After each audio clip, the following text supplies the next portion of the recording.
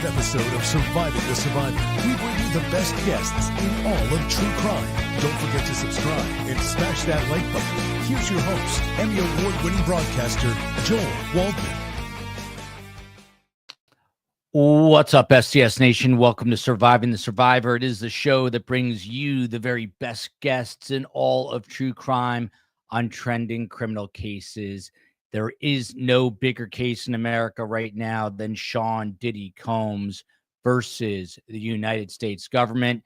This is week 3 of this trial, now expected to go maybe 5 to 6 weeks. The prosecution said that they will be a little bit shorter, but then to balance that out, the defense said they didn't anticipate some things that the government was going to do, so that their defense actually might be a little bit longer. So I think it's fair to say probably 5 to 6 weeks at this point.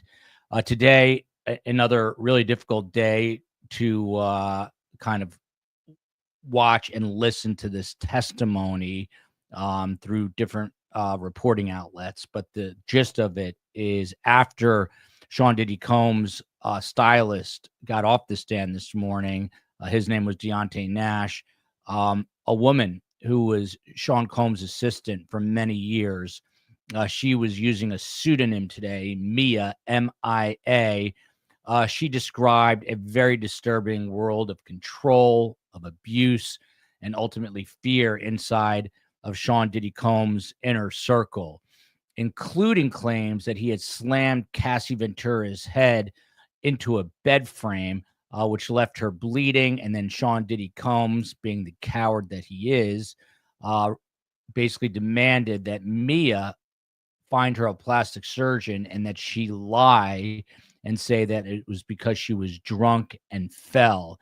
So he is a tough guy with a lot of women, it appears, or when his security guards are around, but a bit of a coward when it comes to confronting people who may, have objections to the type of behavior that he is exhibiting. Mia also allegedly claimed that Sean Combs, I should say in testimony, that he sexually assaulted her as well.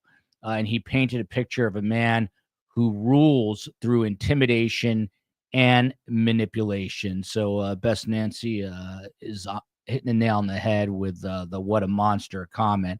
Of course, this is all going down in Lower Manhattan Federal Court.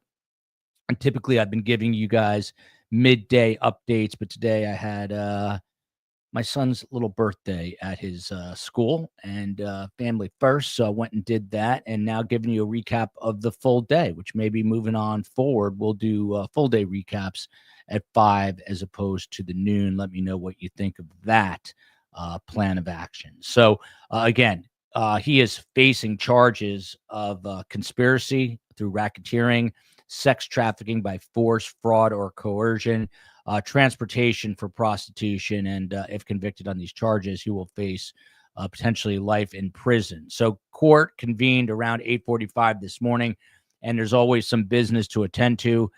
The government came out and said, look, our witness today, Mia, is testifying under basically a false name, and we want to keep her identity as private as possible. So they asked the judge to please cut the video feed to the overflow room, so she would only be seen in the courtroom. Judge Arun Subramanian, who is very adamant, and rightly so, about First Amendment rights, he said, I can't do that. I've got to leave the feed up. And that's exactly what happened. Harry, my boy, thank you very much for this. Greatly appreciate that. Thank you for being here. So Mia's passport photo and her real name have been submitted under seal for the jury's eyes only. This is only for the jury. Her passport photo and real name submitted under seal. The jury will look at that when they get into the deliberations room. Sean Combs reportedly entered court smiling, as he has done on many days. I don't know how. I don't know how he's not embarrassed beyond any measure, especially with his own mother in the courtroom. Yeah, this is a trip to hell. And I think we're in the basement right now, and it's only getting worse. So he did enter court, Sean Combs did, smiling again, blowing a kiss to his mother. who was seated in the gallery, and apparently his sons were there again today. So the first witness of the day was a continuation from yesterday, and again, that is Deontay Nash, who was Sean Combs' celebrity stylist, as well as Cassie Ventura's good friend. And Deontay admits that he was the one that introduced Cassie Ventura to actor Michael B. Jordan in 2015 while she was filming in South Africa.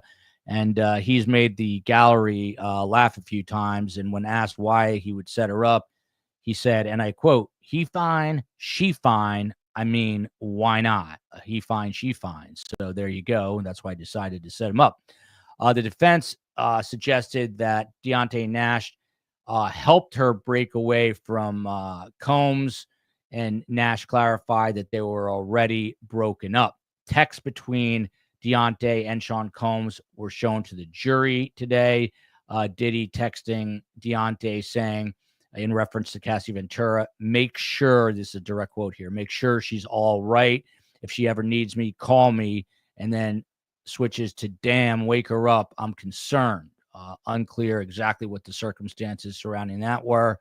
On redirect, Deontay says, and I quote, "It can go from happy to chaotic in a split second." And that just shows you the volatile nature of Sean Diddy Combs. Pamela here asking, won't he be treated like a king in prison with his money? He's also a celebrity, and I think that rubs two different ways. I think on the one hand, there will be people who, sort of worship this guy, but there's also going to be people who want to exact revenge for what he did and show them that they are the bigger man in prison than Sean Diddy Combs. So either way, I think it's a future of hell for him after putting all these people through it. Now, witness number two, and the only other witness of the day was Mia, the former assistant to Sean Combs. She worked for him for over a decade, I believe. She was 25 or 26 at the time that she began working for him. And later in the testimony, we found out that she was an assistant prior to this for Mike Myers of SNL fame. She said that her initial salary going into this job, that she was told it was going to be $55,000 a year. It ended up being $50K. She describes the workplace at Bad Boy as, and this is a quote, "chaotic, toxic. The highs were really high. The lows were really, really low." And she went on to say that Puff's mood, she calls him Puff, I like that, Puff's mood controlled the atmosphere, and it changed all the time. Now, she's asked about her job duties and just her overall work responsibilities. She said she also worked for Revolt Films as both a personal assistant and a director of development. The jury is shown a 2011 responsibilities list, and this is interesting. She was asked to write this list by Sean Combs, who was questioning her, "Hey, what did you do all day? What do you do all day?" Interesting. So some of the things on that list: stay in P. Diddy's eyesight unless otherwise advised. These are all direct quotes. This one is hard to believe. Cracking his knuckles. I guess when you're that famous, you don't even crack your own knuckles. You have your assistant do it. This is a demented mind. Imagine having an ego this big. I don't know. It makes you wonder about human beings. Part of her responsibilities as well, doing his taxes, writing his next movie, and also, of course, a simple one, protecting him at all times. Protecting him at all times. She says, as far as being in the assistant role, she said, "I didn't have time to feel, but like it was insane." She testified to working at one point for 5 straight days without sleep. And we heard the other assistants talking about this. And she said, and I quote, "I had a physical breakdown. I was hallucinating. I cried uncontrollably. That's when he finally let me sleep." The operative word here, let me sleep. His ego is not his amigo. says Project Band Shirt, and that is definitely true. It's no one else's amigos either. As far as control and isolation go, Mia testified to the fact that she was not allowed to lock her bedroom door or leave Sean Diddy Combs' homes without permission. She quoted him as saying, "This is my house. No one locks my doors." She recalled having left once without permission. Sean Combs summarily sent security to retrieve her, and she says, and I quote, "I got in big trouble." I mean, this guy, if anything, at the very least, is just a complete lunatic of a human being. And by the way, 50 Cent continuing to troll Sean Diddy Combs. It's worth watching on Instagram if you so desire. Sexual and physical abuse by Sean Combs. Mia was a victim of this as well. She's going to be one of 3 who was actually assaulted by Sean Diddy Combs. And the quote is, "He's thrown things at me, thrown me against the wall, into a pool, an ice bucket on my head. He also sexually assaulted me more than once." So he was smacking her head into a wall, and we'll hear about that with Cassie today as well from Mia's standpoint. Hit with an ice bucket on the head and sexually assaulted more than one time. Also, she said she would be punished a lot, quote unquote, a lot of getting cursed out and humiliated and berated. I'm not sure how his mother can handle this either, to be honest, sitting in there and hearing person after person tell very similar stories. I mean, she's obviously a woman. She's his mother. She can't be too proud of her son, although today, as I said, as most days, he is blowing her a kiss into the gallery.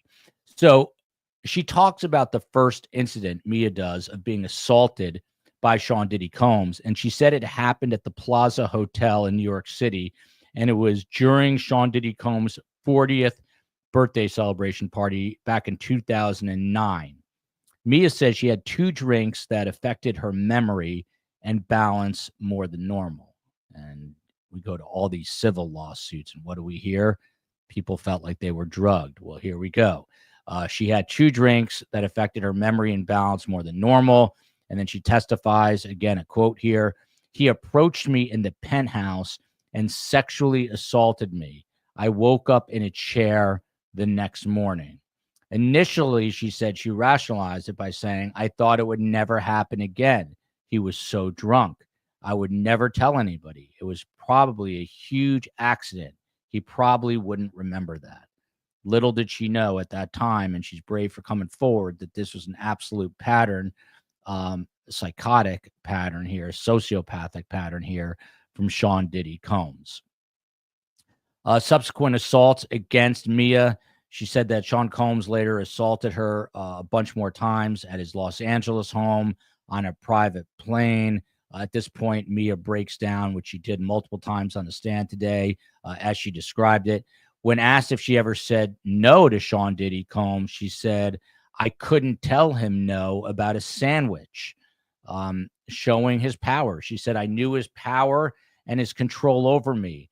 I didn't want to lose everything I had worked so hard for." So keep in mind, these people are building up their livelihoods through Sean Diddy Combs. They're gainfully employed. I presume they're getting healthcare benefits, all of these little things that are important in life. And now this person is sexually assaulting you, abusing you, verbally assaulting you. And she said she couldn't say no because she thought she would lose everything. She also says on the witness stand that, and I quote here, "I didn't want to die." So she feared for her safety quite a bit. She again said she took the job as Sean Combs' assistant because she wanted to really break into the entertainment industry. That's a cautionary tale. Be careful what you wish for. It's not all that it seems. She said again that she previously worked as comedian Mike Myers' assistant, but she was hired by Sean Combs ultimately when she was about 26 years old, she says. Later in her testimony, Mia says that Sean Combs flew into a rage in a 2014 incident. Trigger warning here because this is very disturbing. So I'll give you guys a moment. Again, In a sworn testimony today, Mia alleges that Sean Combs flew into a rage in 2014 during an incident where she simply went to her room to change her tampon while she was menstruating. And Sean Combs, because she went to her room, literally flipped out on her and beat on her, all for taking care of what she needed to take care of in the restroom. Sean Combs directed her to pick up food for him and other employees that same evening around 2 a.m. after screaming at her about the tampon. She enters her room after working since 8 a.m. the previous day, so now it's 2 a.m. And when she emerges, Sean Combs was allegedly angry that she hadn't gotten the food for Sean Combs and company, and that he went again on a humiliating rant before allegedly throwing a bowl of spaghetti at her head, just missing her body. Again, this guy is a sick, demented human who hopefully will be convicted. And I like to give people the benefit of the doubt. I've heard enough from this jury. If I was on there, I would have my mind made up. Let's put it that way.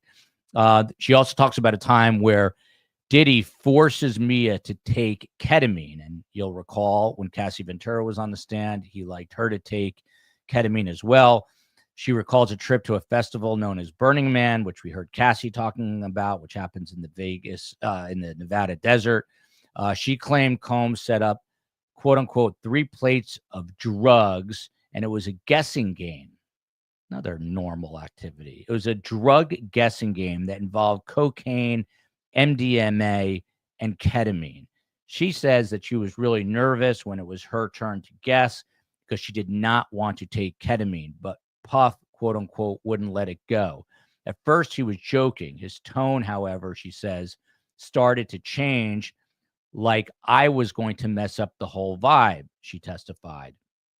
When she pretended to take the ketamine, he got upset, Sean Combs did, and started humiliating her in front of the group, eventually separating a ketamine dose for her. She then goes on, and this is difficult. I mean, this is someone who does not want to be doing a drug that she's being forced to do by this hip hop star that everyone worships, or many people do, and hopefully no longer. But she said she snorted it, then tried to blow out of her nose the ketamine when Sean Combs wasn't looking because she was so terrified of what it could do to her after seeing what it had done to others, including Cassie Ventura. And she said, I didn't think I had a choice but to take it, she explained. So again, she didn't feel she had a choice to say something about the sexual assaults, the verbal assaults. And now when it comes to ketamine, she felt trapped as well, with her back against the wall, unable to get herself out of a really bad situation. She talks about how through this disturbing bond that she and Cassie actually became best friends, and that they're still, in fact, close to this day. The quote is, we became like sisters. Now we get into some testimony. 50 on Insta is everything, Sarah. I would agree with you. And he seems like a good dude compared to this guy. That is for sure. Cassie's head injury. Mia testifies that Diddy follows Cassie into a bedroom. She says, and I quote here, I saw him pick her up and thought, is he going to kill her? He slammed her head into the corner of the bed. Blood started gushing.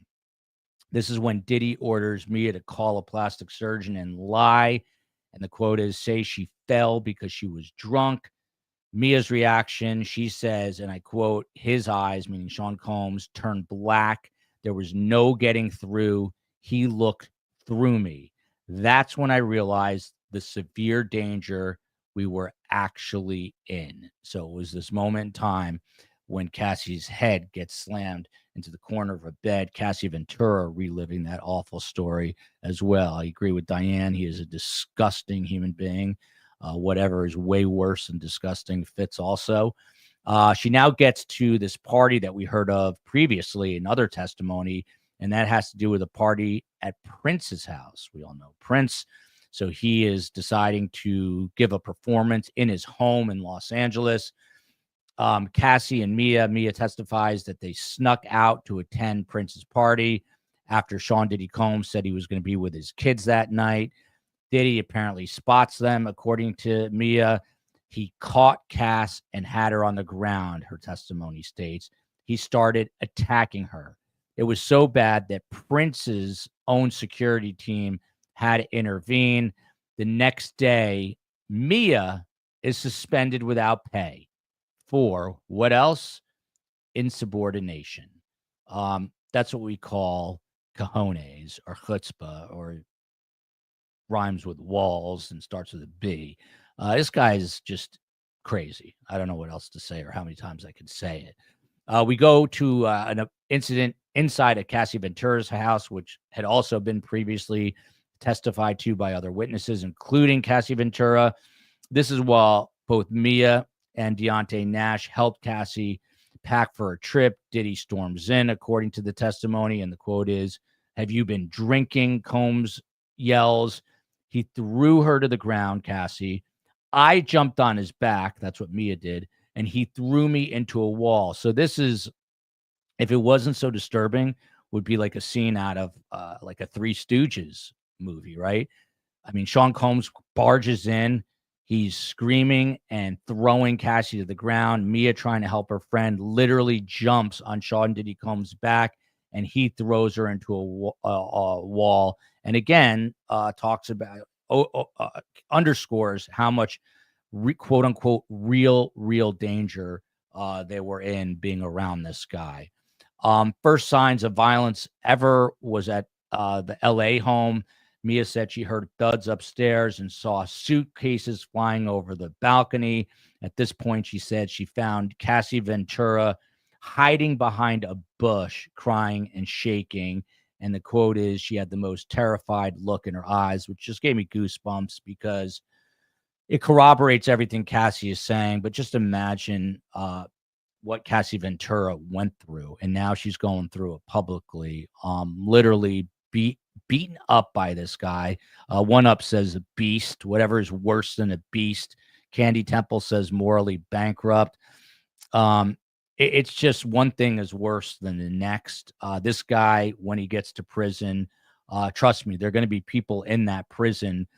They all have mothers, right? And they're not going to be happy about the way these women were treated. And he's not going to be the celebrity that he was on the inside, on the outside. Thank you so much to She Fly for this gifting 5 memberships. Best guest, better community.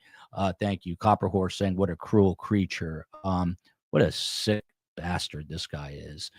So in terms of control over Cassie's career, Mia says that Diddy had final say over everything: her hair, nails, outfits, the music, when she recorded, when she performed. On movie sets, the quote is, everyone would get nervous when he arrived. Production would stop. The jury was shown an April 2012 email from Cassie complaining that she couldn't perform because she didn't have support. And her quote is, I cannot support, in this email from Cassie, I cannot support myself on the things I need to make this show happen. Diddy's response, you're not ready. Don't embarrass yourself again. And she responds, since you no longer want to support your artist, I have to pull out. So we see some pushback here. She talked about this during her testimony. These women tried to fight back. Even Cassie Ventura's mother, Regina, tried to take a physical swing at Diddy one time, and to no avail. There was obviously a lunch break during all this. Mia exited court today visibly and emotionally kind of a wreck. It was a very difficult day for her on the stand. So it just paints this brutal picture of what is going on inside of these homes, various homes of Sean Diddy Combs, as well as the homes of his assistant and his one-time girlfriend, Cassie Ventura. Julie Frew here. Not all men, some men, money, and power. It's a deadly combination. People need to check themselves at the door. That is for sure. But for someone to get their ego blown up to this extent, to this size, is hard to fathom. Unless I am wrong, I believe we're going to see Mia back on the stand tomorrow. And again, the defense sort of preemptively came out today and they said, hey, the government threw out stuff that we weren't exactly expecting. So now we're going to have to, they implied, call more witnesses or change their game plan a little bit. And they said that is going to lengthen their part of the trial. So while the government is shrinking the trial on their end, saying it's gone down from 6 to 5 weeks, now the defense is beefing it up again. Christy G here getting a membership. I'm glad you did. Purple Coconut, he's not the only one. So this is a question, by the way, or a comment that I have discussed with a lot of attorneys, and attorneys say it's so bad for him right now, the racketeering charges aside, but it's so bad for him right now that this might be forcing the defense, and this might be why they're indicating it's going to be longer. It might be forcing the defense into having Diddy testify in his own behalf. And I sort of really hope it doesn't happen. I think it would be obviously very fascinating, but this guy is a performer. He is a celebrity. He's always in front of cameras. He knows how to play to the camera. He knows how to play to a gallery. He knows how to play to jurors. And I think if he gets up on that stand, he's going to have some kind of commands, a presence, an aura, whatever you want to call it. And I think he could influence jurors into thinking, well, yeah, maybe I'm a bad guy, but look, I'm just a temperamental kind of guy. Here, Hollywood Jaded, great name, by the way, Hollywood Jaded, says a supreme manipulator. That's what my own mother says. By the way, talked to Carm today, who was in Tel Aviv, Israel. And I'm talking to her and she's like, I got to go. I'm like, why? She goes, there's an incoming missile. I got to get into the safe room. I said, are you scared? She said, I don't give an S, and you can fill in the blank. From Flora, Paris. As a therapist, I'd really like to know when his antisocial behavior started. It would explain so much more. Is that what this is? Antisocial behavior? I don't know. I think it's just depraved, insane. I'm sure clinically that is the correct term, at least in part. But this guy just sounds like an unhinged lunatic. His dad was murdered. His dad was a gangster. But you know what? There are a lot of crappy dads. There are a lot of crappy mothers. Not my mom, not my dad. They were great. But a lot of people who overcome, I'm sure, a lot worse, and they turn out to be amazing human beings. As a matter of fact, I was just having a conversation today with a person who told me they had a difficult relationship with their own paternal figure, and in spite of that, turned their lives around and doing really well for themselves. So there's a case in point. Question from La Mesa. I'm solo right now, so I'm not really looking at the questions ahead of time. So this is live on STS. COE side note, huge case coming out of Hamilton, near Toronto. Man charged with SA drugging and filming women. W5 news show expose coming out May 31st. Case now. La Mesa, email survivingthesurvivor@gmail.com. And by the way, what's going on with the kids? I'm just blanking on their names right now as I look at so many cases. The two kids who went missing in Canada, Jack and is it Jack and Judy Sullivan? Jack and Lily Sullivan? It's apologies, but let me know what's going on if they have been found. I have not seen anything on that at all. God, no, most of us don't care about his side of the story. I'm scrolling down to the end here. It's a big head from Hollywood. This person says, if I can get back up there, it's Gia and TJ's mom, who is in the chat all the time now. He got famous and he thinks he's above the law. Simple as that. I just hope the jury sees through that. I hope so as well. So, man, depraved, evil personified. That might be the best description. Evil personified. By the way, on a side note, since we're all family here, last night, it's a little before the COE's time, but I remembered it super well. The Tylenol poisonings, the Tylenol murders back in the early 80s. There's a really good doc on Netflix about it. They think maybe they got the guy, but it was never determined. That person, two people are now dead, who they think could have been responsible, but there's a lot of questions as to whether they were actually responsible. But I explained to the COE that is the reason Jack and Lily, there you go, not found. We might have to get on that story. I know it's a huge story in Canada. And here's La Mesa. Jack and Lily in Nova Scotia sadly still have not been found. Seems people feel mom and dad have been less than upfront. I know the geo profiler who's doing a show on our second channel. He's looking into that case a lot. Lee, thank you for this. Favorite channel to follow this case. Thank you so much. I appreciate it. If Diddy takes a stand, I think I'm going to have to go back up to New York and cover that for sure. But yeah, Best Nancy remembers Tylenol. I was telling the COE that before 1982, there were no like special wrappings. What do you call it? Protective packaging. What do you call that? The perforated whatever it is on the top of Tylenol bottles and all other medication. It never existed prior to 1982 when people started to die from being poisoned by cyanide in their Tylenol. And then whoever it was or whatever was going on, there was a break, like a 7-year break. I think it started in 82, and I think someone died in 89, maybe even in the early 90s. And again, they couldn't pinpoint. They don't know if the later deaths were safety caps. There we go. Safety caps. There you go.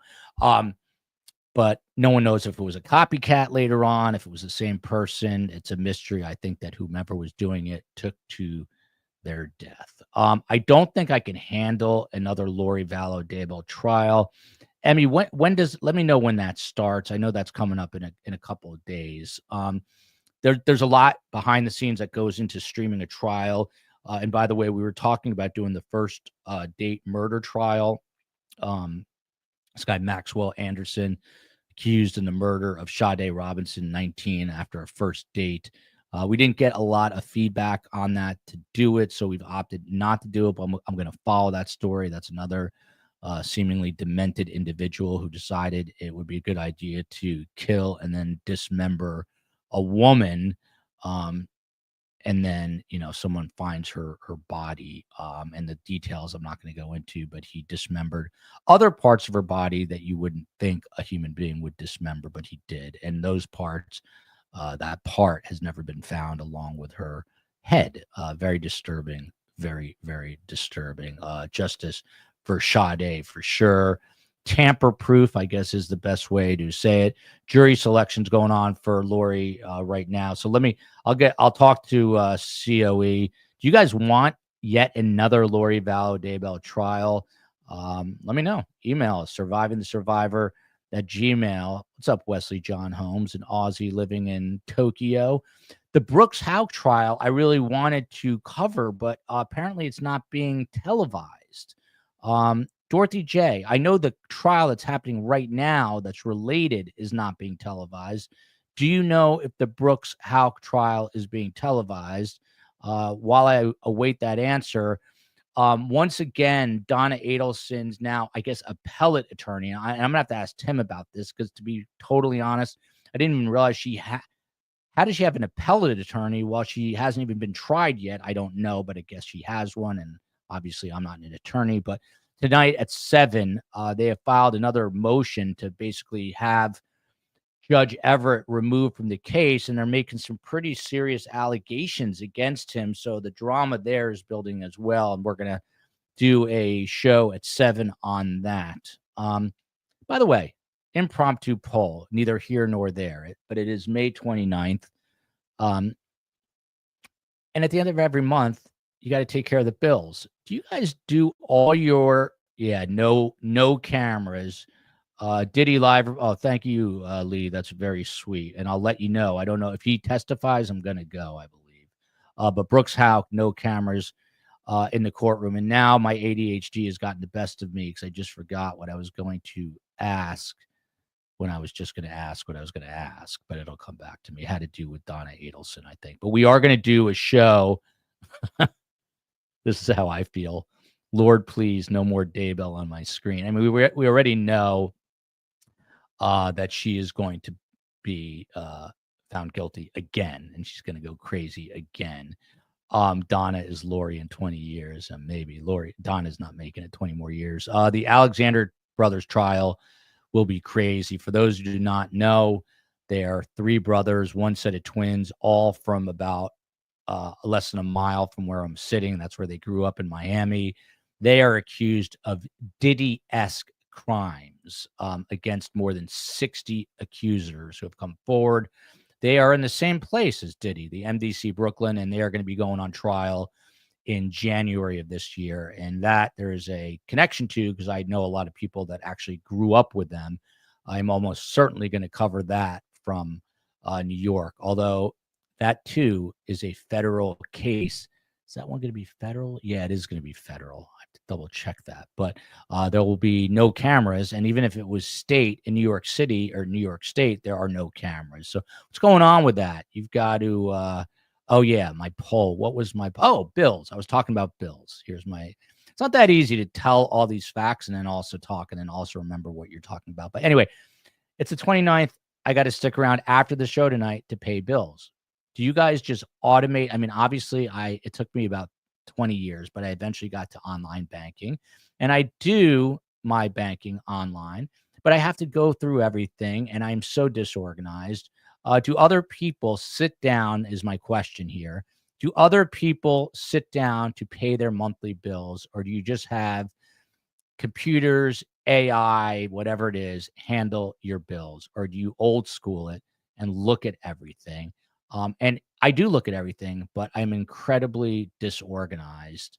And as a result, probably lose a lot of money because of that. I have a feeling I pay like Hulu, for example, like 3 different memberships. The COE is very good at handling stuff like that, but I have to kind of coax her into it. I was going to say something else about the COE, but I don't want to get in trouble. And it might have to do with the fact that she never turns off the bathroom lights. But I didn't just say that out loud, did I? I always tell my kids, electricity costs money. Electricity costs money. Oh, here comes the, you better stop. Auto pay. I'm solo today. I'm free solo. If you never saw that doc, it's incredible. It's scary. It'll make you sweat. The guy who climbs sides of mountains without anything, blanking on his name. It'll come back to me. An amazing movie, free solo, but scary as hell. We've talked about a lot. Carm is watching Joel's Hulu account. I'm losing my mind. I'm getting loopy here. Kirsten giving me the encouragement that I need. Some auto pay, a few through online banking. I guess, yes, the COE is absolutely wonderful. Best Nancy, 100% right. If I didn't have auto pay, I'd be, what does it say? A 17th century debtor's 17th century debtor's prison. Auto pay saved my ADHD people from bankruptcy. I mean, auto pay is amazing. But then I pay things on auto pay, and occasionally I'll get notices that I'm delinquent. And I'm like, how am I delinquent? It's on auto pay. They change the amount of the bill. I never know. I don't change the auto pay. There you go. Wesley John Holmes. This is maybe this is a dad thing. The lights cost money. That's what my dad used to say. My dad always used the word kindly. He would leave Post-it notes all over the place. I would say, kindly turn off the lights, or kindly this, or kindly that. And I think I'm going to have to pick up that tradition. My mom loves paying the bills. This is Marley mom. So this is Marley's mother, the dog's mother. One thing I don't find relaxing among many is paying bills, but I've completely derailed. Do I say goodbye? Do I stick around for a few minutes? Let me just go to the end here, see what people are saying. Joel, the state rested today in Crystal. Oh, really? They already rested. Is that a week? When did that start? I thought that start. What day are we today? What day is today? It's Wednesday. So it must have started last week. Okay. So that's about right. I'm wondering if the defense is going to offer a defense. Who knows? My dad would say, according to Jan, this place is lit up like a Christmas tree. Yes, yes, yes. And those Christmas lights cost money. Some bills don't have auto pay available. Accountant tip. What is this here? Hold on. Julie Frew. And by the way, don't tell the IRS. I got an extension, but I still have not paid taxes, and I have to do that. And I tell my accountant, I think she gets insulted, that she's my least favorite person on earth, and I absolutely despise doing it. And I'm typically on time, but not this year. I cannot handle paying taxes for a number of reasons. Like, they take half our money for what? What would my mother say? She would say, Joel, stop whining right now. Stop complaining. You're done, and finish up. Are we paying to heat the streets? Apparently so. Is today Thursday? Today is Thursday. It's tough to keep track of things. I did have love your accountant, says Julie Frew. My dad was a very funny, quietly funny guy. He's the yin to my mom's yang. They're like in many ways, total opposites, in many ways, completely similar, but let's say their decibel levels were much different. My dad was soft-spoken, and Karn likes to shriek at me.